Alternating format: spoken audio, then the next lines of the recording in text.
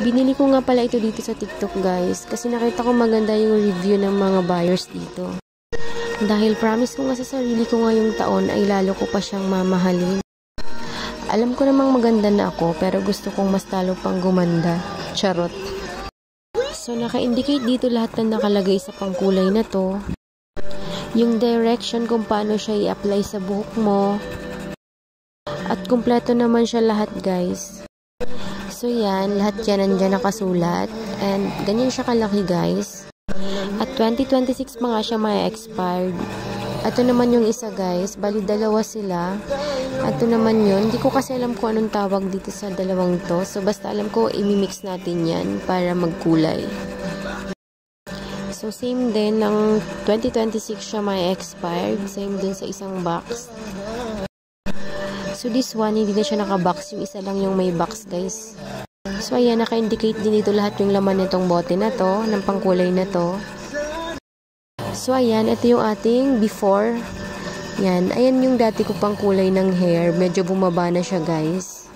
So ang plan ko ay yung baba lang din yung kukulayan ko. And then lalagyan ko lang siya sa part ng bangs ng kulay. So let's see kung maganda ba talaga itong pangkulay na to.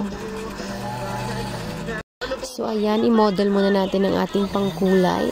So, yan, yun yung hair natin, guys. Before pa lang yan, guys, ha? Hindi pa tayo naglalagay ng kulay dyan. So, let's see. Let's go. Tada! Ito na yung ating hair color ngayon, guys. So, ang napili kong kulay is light golden. Ganyan yung itsura niya, guys. Ang nilagyan ko nga lang pala ng kulay guys is sa part ng bangs, yan dyan. And itong sa pinakadulo lang ng buhok ko, yung sa baba lang.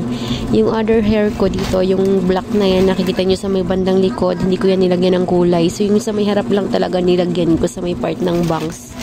So ganyan siya guys, so yan, ganyan. Ang ganda guys. Wala, gusto ko lang sa harap lang merong kulay. Tapos yung sa likod, yung normal kulay ng hair ko. Tapos yung dulo lang yung nilagyan ko din ng kulay. Bet na bet ko yung bagong kulay ng hair ko ngayon. Kung maputi ka, mas lalo kang puputi sa kulay na to. Ganda. Ako lang nagkulay niyan guys ha. Sariling sikap, walang mautusang magkulay eh. But anyways, maganda naman yung kinalabasan niya. So kung bet nyo rin yung ganitong kulay, ilalagay ko yung link sa baba sa yellow basket. Mag-check out na din kayo. Go!